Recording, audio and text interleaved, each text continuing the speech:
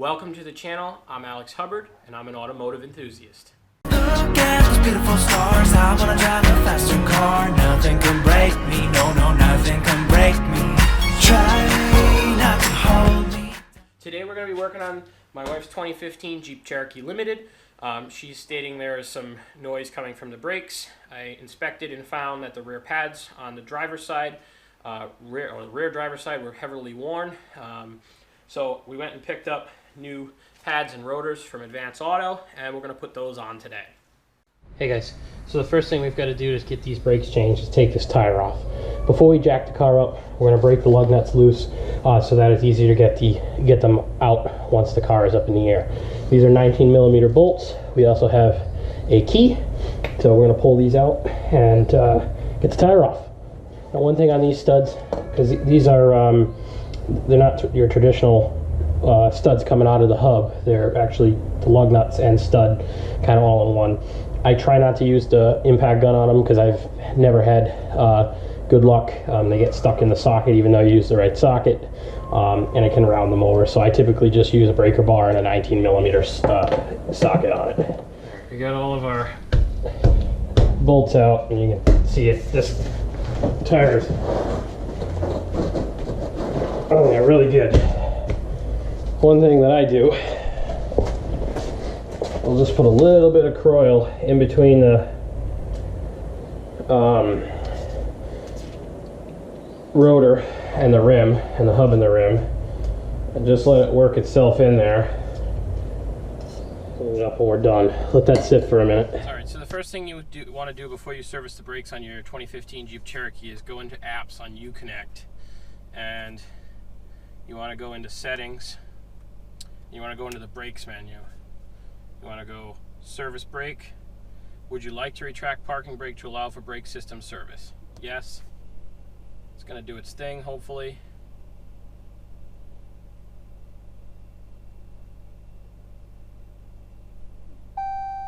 Parking brake retracted. To reset, press brake pedal and activate park brake switch. So this is basically disabling your parking brake and pulling the piston in the caliper all the way back in. So one of the other things before we service these brakes that's recommended is to disconnect the battery. So that's what we're going to do here.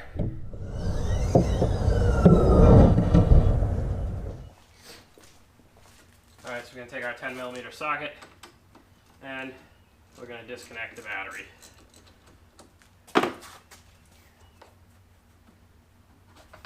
So the battery is disconnected, guys.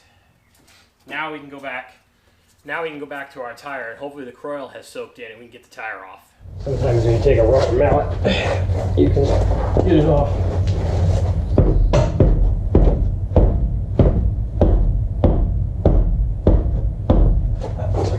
So you just got to kind of work it off. The Croil is working its way in there. Rubber mallet just on the tire, not on the rim, just to kind of break that initial seat, and we should be able to get this off here. So we'll slide this on. These are hard to come off sometimes. You have an alloy rim and it corrodes against the steel hub. So I'll put a little never seize on there on the hub when we go to put it back together. That'll keep it from corroding. And if you're on the side of the road stuck with a flat tire, you'll appreciate that because the tire will come off a lot quicker. And if it's not you changing it, your AAA guy or roadside guy will appreciate you.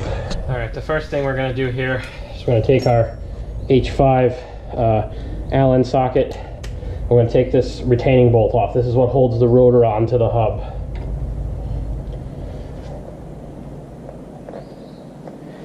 There we go. So there she is.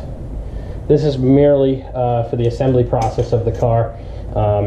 It just holds the rotor in place. On an older car, if you had studs coming out of the hub, you know, a trick would be to put a lug nut on it to hold it in place while you're working on it. And some of the older cars, if it was the first time you were pulling the brakes off, you'd see these little clips along the studs. That's not how they do it on a lot of the newer cars. So we'll pull that off. The next thing we need to do is we need to get this bracket for the caliper out of the way. That is a 10mm nut, and we're gonna break that loose here. Need a wrench. There we go.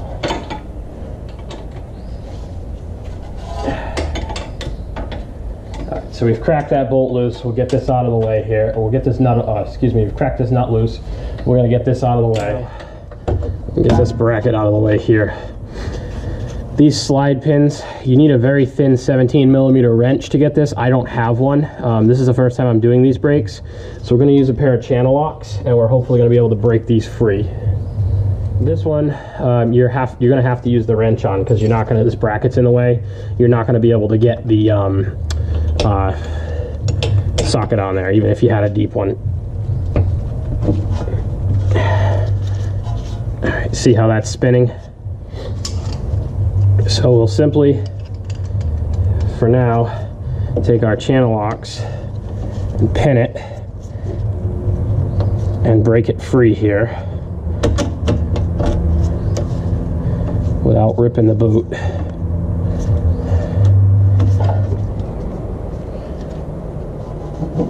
we go. So you do the same for the bottom side. We'll break it loose. There we go. All right, we'll put the pliers on it and get that off. So I'm gonna pull the bottom one first.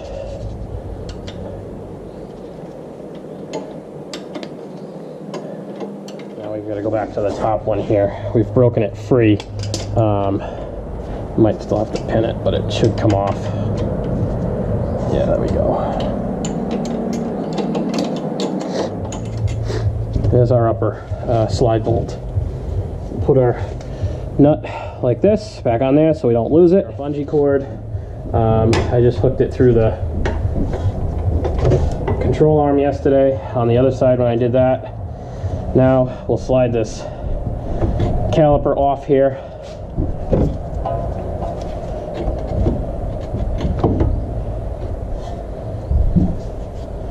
For the caliper. And I am told, because we've retracted the parking brake, you should be able to just push this in with your hands. Even though it's a screw-in type of caliper, my understanding is we can push this, and it actually is going. You can see it going. There we go. So we'll get it most of the way in. So you don't need any special tools for this. I'm only showing you this side today. This is the passenger side of the car. I spent a lot of time trying to figure out how to do the brakes on this truck. This is the first time I've ever done the brakes on this truck, or Jeep, and this is also the first time I've dealt with a caliper like this, especially with the electronic parking brake. And that looks lovely under there. So I spent a lot of time thinking this was a screw-in. I bought a special tool and everything. You don't need any of that for this. As long as you go into your Uconnect, into that service brake menu, and tell it to retract the parking brake before you perform brake service on this truck, and you disconnect the battery, all you have to do is push the caliper in. I simply did it with my hands. It's a little tight. You need kind of big, muscly hands, which I mean, mine are average. So we'll push that in. Now we can take the slide bracket off and change the pads and put the new rotor on and put the brakes back together. What you don't want is you don't want to put stress on the lines here. So we've got to bungee cord this in place so that it doesn't fall, which is easier said than done on this particular truck. There are two bolts that hold the slide bracket in. You'll get your 3/8 breaker bar, and we'll crack these loose. So this is what's called an E-Torx bolt. Didn't know that was even a thing. You can see the head is kind of different than a normal Torx bit. A T55 does fit in there. The service manual actually tells you you're supposed to replace these. They're one-time or single-use bolts, probably because they stretch. I didn't know that when I started this job. I typically, on an older car, I would just reuse the caliper bracket bolt to, reseat it. However, I've also not been able to find this bolt anywhere. I've looked at East Coast Moparts. I've looked at several local parts stores, short of calling the dealership, which I can't do until tomorrow, and I need to drive the car. So we're going to put these back in for the moment, and I'm going to order replacement bolts. And I mean, they should be fine for the moment. So we'll order replacement bolts and I'll put those in. But if you're doing this job, make sure you have these bolts on hand before you start the job. Pulling our slide bracket off here. There we go. Slide bracket is off. Oh, these pads are in much better shape than the other side. The other side had no meat left on them. I mean, these definitely need to be changed, but the other side, the pad there was no pad left. This still has plenty of pad left on it. That's weird. These have 73,000 miles on them just about, so I mean it's definitely time to change them. But the other side was, you know, when you look through and see this kind of meat left on them, same thing with the front. I'm like, well, yeah, they need to be changed, but I didn't think it was an emergency. And then I think I chucked the other pads. I'll go grab them in another part of the video. When you see, you know, you look through the rim and see that kind of meat left, it's like, oh, all right, they definitely need to be changed, but they're not, you know. So these rotors are difficult to get off. Yesterday I spent a lot of time fighting to get this rotor off this hub assembly. It comes off, this is the hub assembly and the rotor is here. There's a seam here. Once again, you guys are probably going to laugh at me because I'm going to recommend Croyle. We're going to put, and I am not sponsored by Croyle, but I love the product, so we're going to put a little Croyle in there and let it seep in. I'm going to do the same thing on the back side to let it seep in between there and the hub.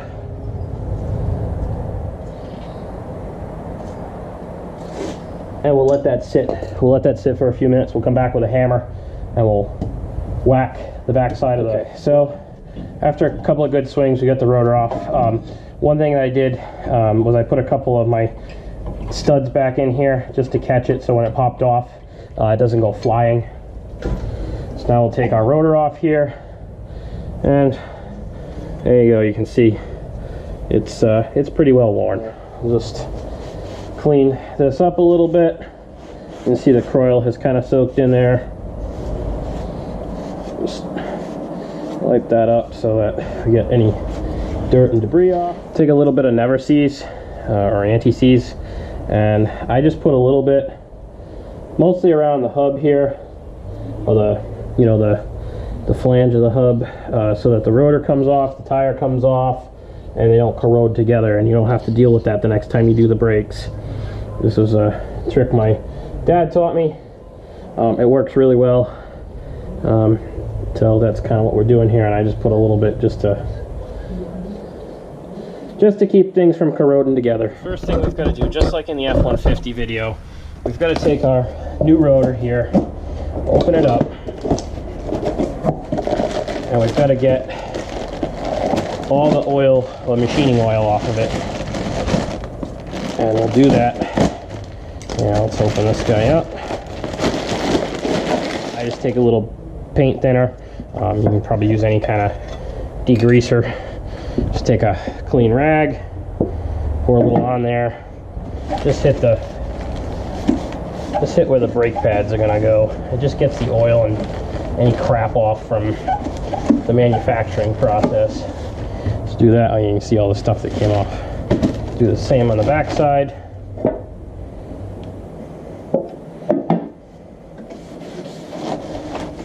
Take our can of Never Seize here, and we'll take our little caliper or bolt that holds the rotor on. We'll just put a little bit on there,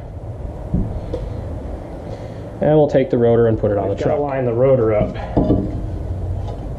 with the studs, so where the studs will go, and then we've got to put the alignment bolt in there, and that will take our H5 bit here.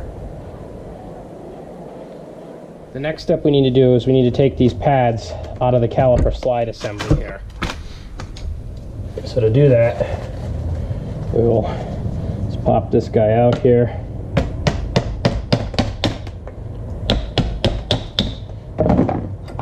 There's one.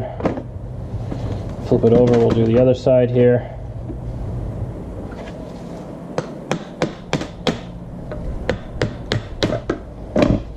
And there we can see these guys go together kind of like that. You can see those pads weren't really too bad. I mean, they were worn, but not like the other side. So could be an indicator of a stuck caliper or something along those lines. So we'll just have to keep an eye on it. Now we've got to pull each of these slide brackets out. We've got new ones to put in. So use a flat blade to kind of pop these guys out. These are kind of gnarly looking. They've been in there 73,000 miles roughly. So we've got brandy new ones. That's the side that goes back to the caliper. Just push our new clips in like that. Now we're going to take a little bit of CRC ceramic brake grease, and we're just going to take the new pad to go this way. We'll slide the back pad in first. We're just going to put a little grease on the tab of the pad here, just a little bit. It'll help it slide.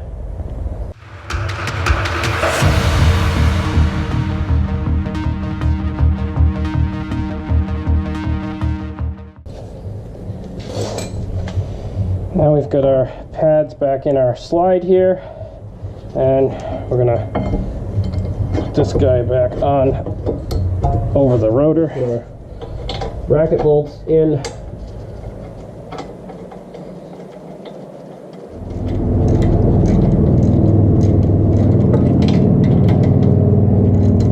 We'll get these snug down and then we'll torque them. These caliper slide bracket bolts need to be torqued to 129 foot-pounds. So I'm gonna hopefully break out our torque wrench here. In order to get these bolts tightened, I had to break out the old school torque wrench. The big one that I have, the Husky one, it just doesn't fit. I can't get it. So we've kind of, for the bottom bolt, we've kind of gone in like this and snugged it till the unit reads about 129 and change foot-pounds. And the top one is a little more difficult to get into. I'm going to take our caliper here. I'm going to slide this guy carefully back onto the slide assembly. Just like so. We'll start at the bottom here.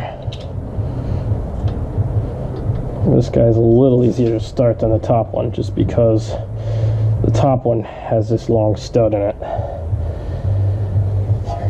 Kind of slide the bracket out of the way here a little bit. I'll get this guy started. The final step in this repair, after we've replaced the pads and the rotor, and put the caliper and everything back together, is to go up and reconnect the battery and reactivate the electronic parking brake. We're going to reconnect our battery here, and we're going to shut off the parking brake service. Before we start it, I'm going to press the pedal a little bit just to bring the, there we go, bring the new caliper up. I'm going to start it up.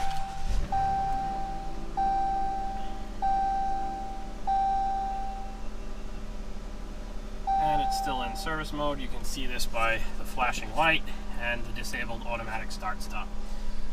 The message we get here: park brake retracted. To reset, press brake pedal and activate park brake switch. So my foot's on the brake. We're gonna pull the park brake switch. Park brake reset. Brake service exit complete. So there we go. Close out of this. And I don't know why my auto start stop is still disabled, but we'll shut her off and see if that clears. Go, restart.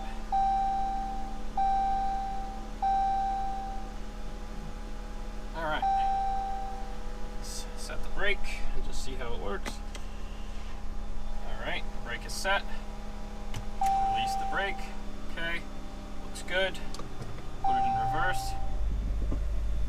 Okay, put it in drive. Brakes feel good. Alright, put it in park for a minute. Let's take it for a ride down a quarter mile. the garage. Guys, if you like these videos that I've been putting out lately, please feel free to like, subscribe below, send me a message, leave me a comment, follow along on social media. I'll post the links in the description. I really appreciate it.